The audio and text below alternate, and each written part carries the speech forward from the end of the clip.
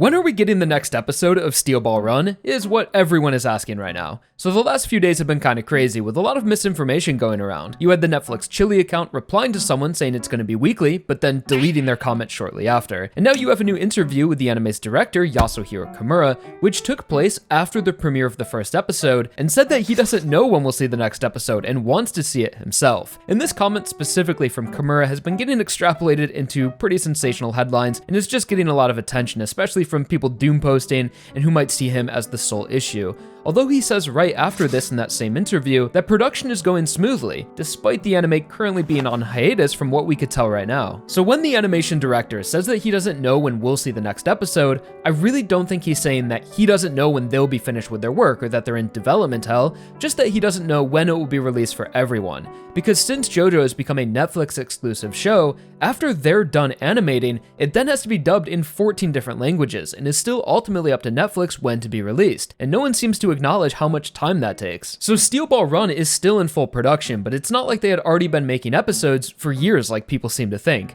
A project like this often has a lengthy pre-production phase full of planning and character designing and decision making, and then the episodes are created on a tight schedule. For example, back when Part 5 was airing, which is roughly the same team working on Part 7, they were making the episodes the same week they were airing. So it's really not out of the ordinary to release an anime one episode at a time as you're making it, and the team are capable of making more episodes. There's no indication that anything on their side has gone awry, and I think episode 1 proved that. It's just that since the show became a Netflix exclusive, it's created this bottleneck of everything that has to be done after the episodes are animated, such as dubbing and marketing. When before Netflix, as soon as the episode was finished, which was sometimes just hours before the air date, it was able to go up in Japan and then be subtitled by Crunchyroll or the fans, which is why we had a weekly release schedule. Although the director did say that it takes a lot of time to make just one episode, so it could be the case that these episodes are taking longer than previous seasons due to the horses and constant motion. But it's not like they are just setting the series to the side, it's still in full production, and we can see in the recently released character design sheets that they have reference art going all the way up to the In a Silent Way arc, and are already planning for the Ringo fight, Johnny's later backstory, and scary monsters, so I assume their current production phase is planned all the way up until In a Silent Way, which has a natural break in the story, and following that arc, Johnny and Gyro will need updated character designs for the snowy stages of the race. So trust that David Production is working on this adaptation at full force, but the release schedule is entirely up to Netflix, and honestly most depends on how often they want to do dubbing.